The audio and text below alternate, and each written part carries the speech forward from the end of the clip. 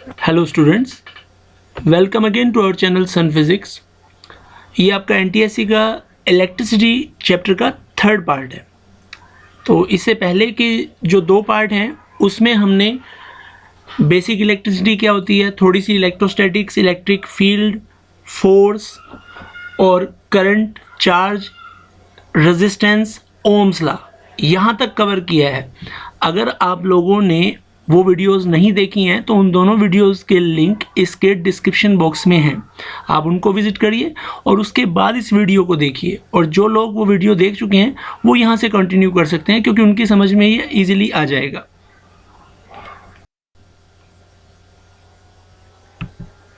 Factors on which the resistance depends.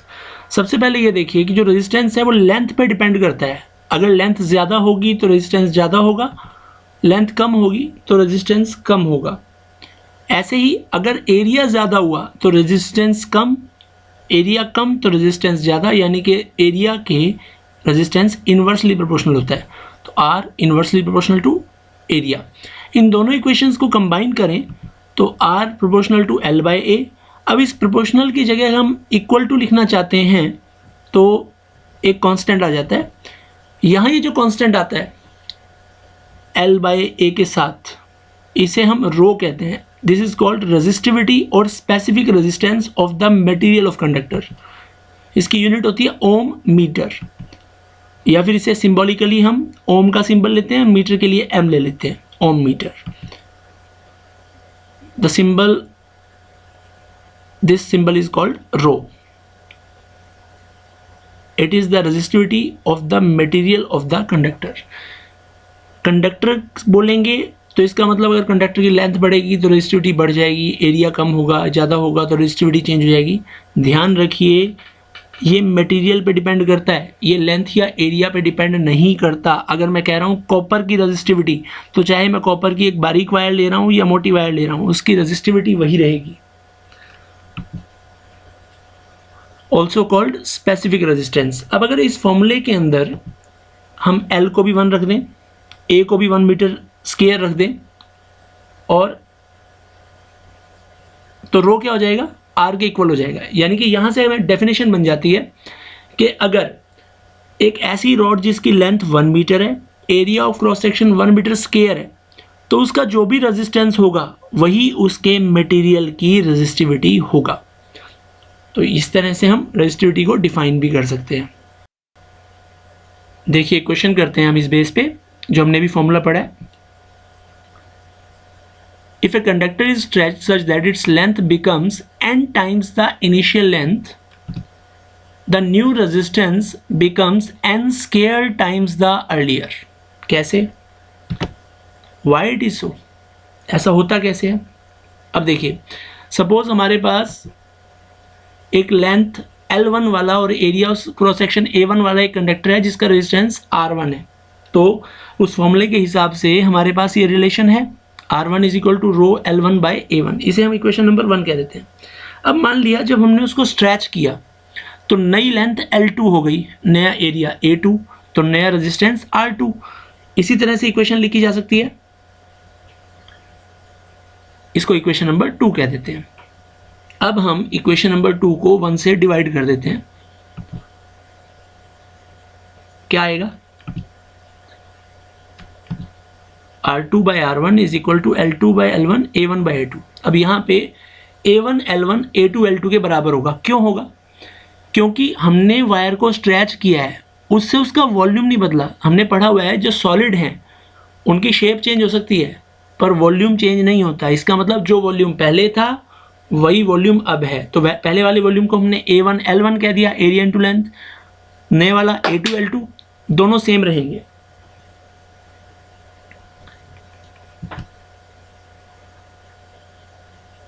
अब ये कहा गया है कि जो नई लेंथ है वो पहले वाली लेंथ का n टाइम्स है, तो L2 बाई L1 n है, और इस रिलेशन से A1 बाई A2 भी L2 बाई L1 के इक्वल होगा, तो वो भी n हो जाएगा। अब ऊपर वाली इक्वेशन में L2 बाई L1 की वैल्यू भी n रख देते हैं, A1 बाई A2 की वैल्यू भी n रख देते हैं, तो n into n, n square आ जाएगा। तो R2 by R1 n square, या R2 is equal to n square R1। तो इसका मतलब जो नया रेजिस्टेंस है वो पहले वाले रेजिस्टेंस का n स्क्वायर टाइम्स हो जाता है। इस तरह से हमारे पास न्यूमेरिकल भी है। इसमें जो इक्वेशन नंबर 3 है, इस फॉर्मेट को आप ध्यान रखेंगे क्योंकि इस पे डायरेक्ट क्वेश्चन भी आते हैं। जैसे अगला क्वेश्चन देखिए, a wire of given material having length L and area of cross section A has a resistance of 4 ohm. What would be the resistance of another wire of the same material having length L by 2, area of cross section 2A? तो बस पहले वाला जो equation number 3 हमने अभी पढ़ाई उसी पे ये बेस्ड है। देखिए, we know that R2 by R1 is equal to L2 by L1 into A1 by A2। सारी वैल्यू रख दो। पहले वाली लेंथ L है तो L1 को L रख लेंगे, L2 को L by 2 रख लेंगे, A1 को A रख लेते हैं, A2 को 2A। अब इसको सॉल्व करेंगे, L से L कैंसिल हो जाएगा, A से A, 2 नीचे आ जाएगा तो 2 इंटू 2 4। तो R2 by R1 की वैल्यू आ गई 1/4। R2 is equal to R1/4। R1 आपका 4 है, 4/4 1 आ जाएगा। अब कुछ इंपॉर्टेंट डेफिनेशंस। रेजिस्टेंस क्या होता है? ये property to oppose the flow of current. किसी भी कंडक्टर के अंदर ये प्रॉपर्टी होती है कि वो करंट के फ्लो को अपोज करे। जिस लेवल पे अपोज करेगा उतना ही उसका रेजिस्टेंस होगा। ज़्यादा अपोज कर रहा है तो रेजिस्टेंस ज़्यादा, कम कर रहा है तो रेजिस्टेंस कम। रजिस्टर क्या होगा? वो कंडक्टर जिसमें थोड़ा बहुत रेजिस्टेंस होता है, यानी कि रजिस्टर का रेजिस्टेंस होता है। Good conductor, A component with low resistance. जिसमें रेजिस्टेंस कम होगा तो वो गुड कंडक्टर होगा, जिसमें ज़्यादा होगा वो बैड कंडक्टर या इंसुलेटर होगा। ए कंपोनेंट विद हाई रेजिस्टेंस, तो रेजिस्टेंस हाई तो वो करंट को कम पास होने देगा, इसलिए उसको बैड कंडक्टर या इंसुलेटर बोलते हैं।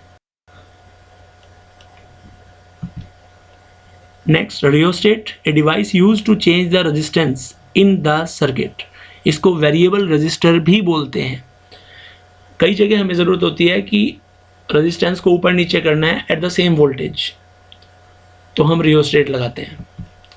एलॉय क्या होता है? Metal made by the combination combining two or more metallic element to give strength or resistance to the corrosion।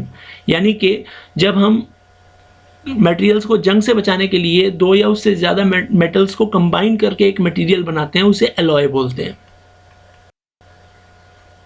अब कुछ इंपॉर्टेंट इलेक्ट्रिकल कंपोनेंट और उनके सिंबल। जो आप सर्किट बनाते हैं उसमें जो सिंबल्स यूज़ होते हैं उनको हम थोड़ा सा डिटेल में स्टडी करेंगे, ताकि आपको सर्किट देखते ही आइडिया हो जाए कि कौन सी चीज़ क्या है।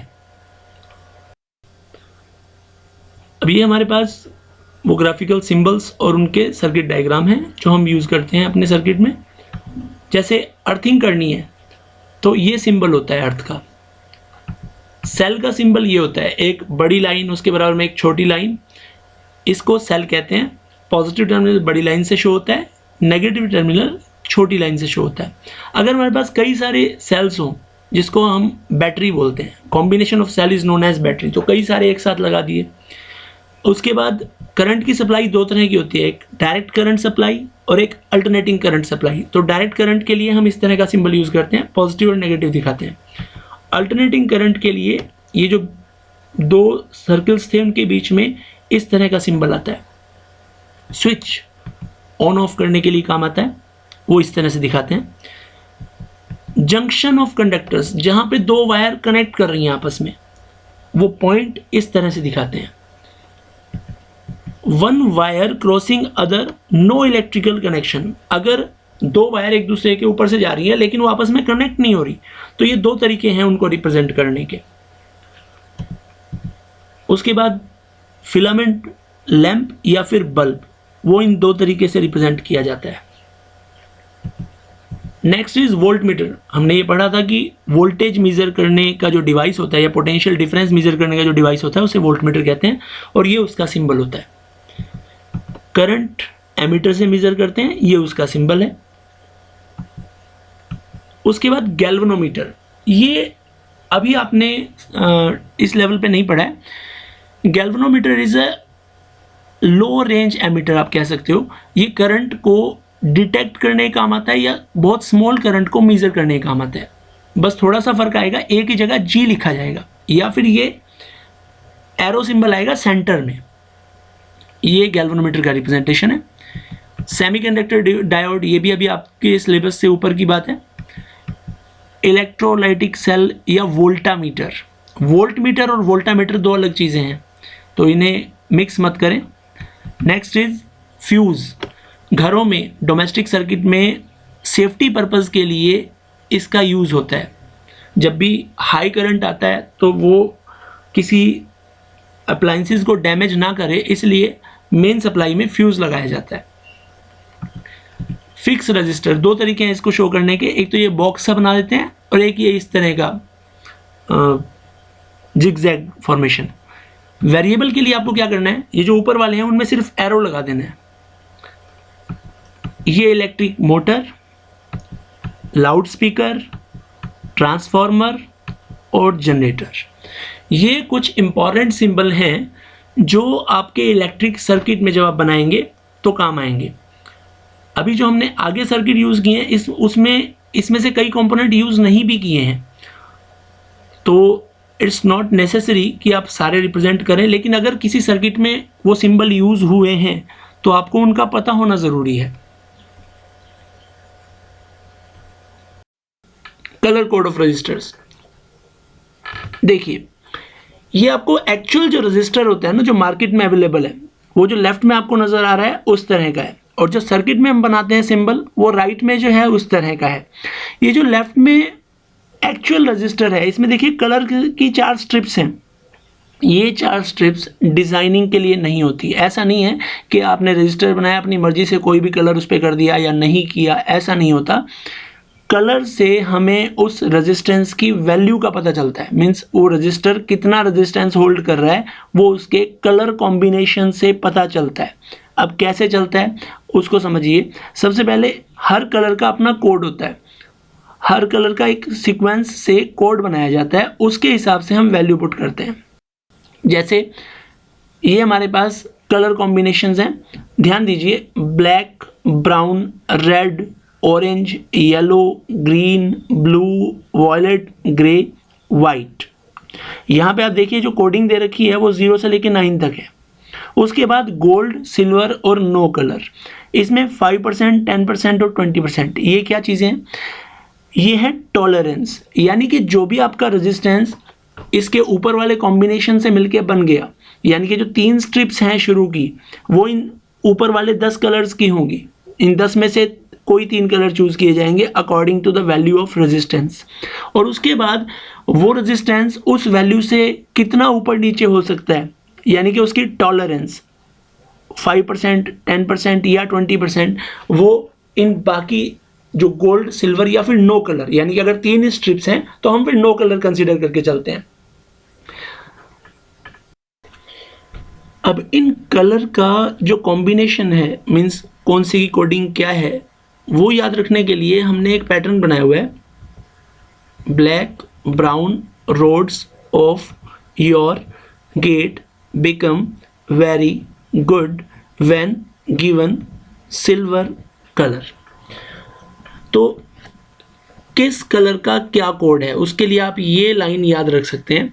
ये लाइन याद रखेंगे तो आपको ऑर्डरली याद रहेगा कि ब्लैक के लिए कोड 0 है, ब्राउन के लिए 1 है, रेड के लिए, जैसे रोड्स मैंने रेड के लिए यूज़ किया है, इनके जो पहले लेटर्स हैं वो कलर्स को शो कर रहे हैं, उससे आप इनकी कोड वैल्यू याद रखेंगे। रेजिस्टेंस कलर कोडिंग वाले क्वेश्चंस करने के लिए ये कोडिंग याद होनी ज़रूरी है। अब इसको सॉल्व कैसे करते हैं? जैसे आपको कोई कलर स्कीम दे रखी है रेजिस्टेंस की और उससे आपको उसकी वैल्यू पता करनी है, तो वो कैसे करेंगे देखिए। ये देखिए, ये हमारे पास रेजिस्टेंस है जो मार्केट में अवेलेबल होता है। ये इसका पहला कलर है, इसे हम नाम देते हैं ए, दूसरा कलर बी, तीसरा कलर सी, चौथा कलर डी। अब रेजिस्टेंस कैसे फाइंड आउट करते हैं? उसका फॉर्मूला होता है A B into 10⁻⁶ plus minus d%। A B C और डी जो भी कलर्स हैं उनके हिसाब से उनके कोड यहाँ पे रखे जाते हैं। जैसे पहला कलर है ग्रीन, ग्रीन का कोड है 5, दूसरा कलर है ब्लू, ब्लू का कोड है 6, तीसरा कलर है रेड, रेड का कोड है 3 और चौथा गोल्डन है, उसमें वो 5% टॉलरेंस आ जाएगी। ये वैल्यूज हम रखते हैं यहाँ पे। तो 56 इंटू 10⁻²। ध्यान ये रखिए जो ए और बी है वो हमने इकट्ठा रखा है, मल्टीप्लाई नहीं किया। देखिए जैसे ए 5 है, बी 6 है, तो 5 इंटू 6 करके 30 नहीं लिखना है, इनको इकट्ठा रखना है, यानी कि 5 और 6 ये बन गया 56। फाइनली 5600 प्लस माइनस 5%, ये आपके इस रजिस्टर की वैल्यू आ जाती है। इसके अलावा अभी तो हमने क्या किया, कलर स्कीम हमें पता है, रेजिस्टेंस हमने निकाला है। अगर आपको रेजिस्टेंस गिवन हो और कलर स्कीम पता करनी हो तो अब जैसे ये हमारे पास क्वेश्चन है, find the colour scheme for the resistance of 34 kilo ohm with 10% tolerance. इसमें हमें कलर स्कीम पता करनी है, रेजिस्टेंस गिवन है। तो कैसे सॉल्व करेंगे इसको, ये हमारे पास गिवन रेजिस्टेंस है 34 किलो ओम। सबसे पहले इसको ओम में कन्वर्ट कर लो, 1000 से मल्टीप्लाई किया। अब इसको 10⁻⁴ की फॉर्म में कन्वर्ट करो। क्यों? क्योंकि हमारे पास जो स्टैंडर्ड फॉर्मेट है रेजिस्टेंस के लिए वो 10⁻⁴ की फॉर्म में है। Now comparing it with the standard form A B into 10⁻⁶, ज़रा कंपेयर करो। यहाँ पे वो 34 है, यहाँ ए बी है, तो ए हो गया 3, बी हो गया 4 और 10⁻⁴ इधर सी है उधर 3 है, तो सी भी 3 हो गया। तो we get a is equal to 3, ये ऑरेंज कलर होता है, b 4 ये येलो होता है और c 3 ये भी ऑरेंज है और d जो टॉलरेंस के लिए यूज़ होता है वो 10%, यानी कि वो सिल्वर कलर हो जाएगा। तो अब हमें जो रेजिस्टेंस हमारा बनेगा कलर कॉम्बिनेशन के साथ वो कैसा बनेगा, ऐसा। इसमें देखिए पहला कलर ऑरेंज, फिर येलो, फिर ऑरेंज और फिर सिल्वर। अब हम आते हैं कॉम्बिनेशन पे। सबसे पहला कॉम्बिनेशन है सीरीज कॉम्बिनेशन। दो तरह के कॉम्बिनेशन हमने पढ़ने हैं, उसमें ये पहला है सीरीज, इससे अगला पैरेलल आएगा। ये देखिए जब रेजिस्टेंसेस को इस तरह से कनेक्ट कर दिया जाता है तो ये सीरीज कॉम्बिनेशन कहलाता है। इसमें पहले रेजिस्टेंस का जो आखिरी एंड है वो अगले वाले रेजिस्टेंस के पहले एंड से, ऐसे ही सेकंड रेजिस्टेंस का जो लास्ट एंड है वो अगले रेजिस्टेंस के फर्स्ट एंड से कनेक्ट होता है, और जो सबसे पहले वाले रेजिस्टेंस का फर्स्ट एंड और सबसे आखिरी वाले रेजिस्टेंस का सेकंड एंड वो सप्लाई से कनेक्ट कर देते हैं, सेल या बैटरी से। ये रेजिस्टेंस R1 है, ये R2 है, ये R3 है। इसके अक्रॉस वोल्टेज V1, इसके अक्रॉस V2, इसके across V3, total voltage V, और ये सेल का EMF E है। अब यहाँ से जब करंट चलेगा तो ये देखिए ये जा रहा है, तो सेम करंट सभी रेजिस्टेंसेस में से जाएगा। इसका मतलब हम करंट जो लेंगे वो इन सभी रेजिस्टेंस के लिए सेम लेंगे। तो ये आपके पास एक कंसेप्ट भी आ गया कि सीरीज में जो करंट होता है वो सेम होता है और जो वोल्टेज है वो डिवाइड हो रही है। ये जो V वोल्टेज है वो 3 पार्ट में बट रही है, V1, V2 और V3। और V1 हो जाएगा IR1, V2 हो जाएगा IR2, V3 हो जाएगा IR3। यहाँ पे मैंने I1, I2, I3 नहीं लिए हैं क्योंकि तीनों में करंट सेम रहेगा। अब क्योंकि जो V है वो डिवाइड हुआ है V1, V2, V3 में, तो मैं V को V1 plus V2 plus V3 लिख सकता हूँ। V1, V2 और V3 की वैल्यू ऊपर वाली इक्वेशन से इसमें रख देते हैं। ये हमारे पास इक्वेशन नंबर 1 आ जाती है। अब मैं क्या करता हूँ, अगर इस 3 रेजिस्टेंस के कॉम्बिनेशन के इक्विवेलेंट कोई एक रेजिस्टेंस हो RS और उसको मैं सेम सर्किट से कनेक्ट करता हूँ, वही EMF E, और उससे इसके अक्रॉस वही वोल्टेज V डेवलप हो, सेम करंट I इसमें फ्लो हो, तो मैं कह सकता हूँ कि V is equal to IRS, यानी कि दोनों केसेस में वोल्टेज सेम है, करंट सेम है। तो इक्वेशन 1 और 2 को जब मैं कंपेयर करूँगा तो RS आ जाता है R1 plus R2 plus R3, यानी कि सीरीज में रेजिस्टेंसेस का कॉम्बिनेशन जो है वो डायरेक्ट ऐड हो जाता है. Net resistance is equal to sum of the individual resistances. अब आते हैं हम पैरेलल कॉम्बिनेशन पे. ये देखिए, ये 3 रेजिस्टेंसेस हैं. जो तीनों के फर्स्ट एंड है वो एक पॉइंट से कनेक्ट कर दिए, सेकंड एंड एक पॉइंट से कनेक्ट कर दिए और इनको सप्लाई से जोड़ दिया. R1, R2, R3. इसके अक्रॉस वोल्टेज V होगा तीनों के अक्रॉस. ये बात इसमें ध्यान देने की है, सीरीज में करंट सेम था, पैरेलल में वोल्टेज सेम रहेगी. EMF E वाला सेल है. अब मान लिया यहाँ से करंट चला, ये यहाँ पे तीनों में डिस्ट्रीब्यूट हो जाएगा और फिर इकट्ठा हो जाएगा और फिर वापस यहाँ से आ जाएगा. इसका मतलब अगर यहाँ से करंट I चला तो वो I1, I2 और I3 में डिवाइड हो जाएगा. जैसे उसमें वोल्टेज डिवाइड हुई थी, यहाँ करंट डिवाइड हो रहा है. फाइनली I ही करंट बाहर आ जाएगा. तो I is equal to I1 plus I2 plus I3.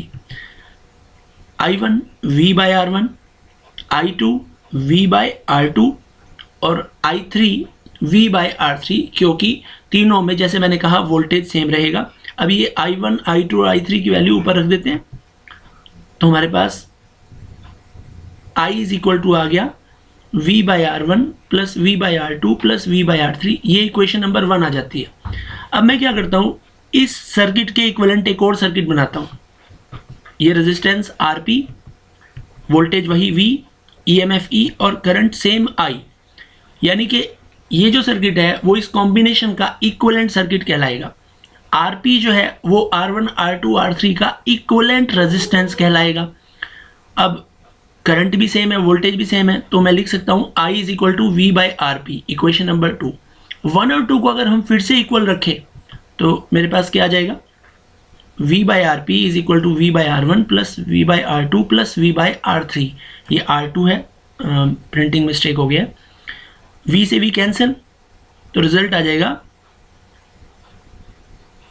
1 by RP is equal to 1 by R1 plus 1 by R2 plus 1 by R3.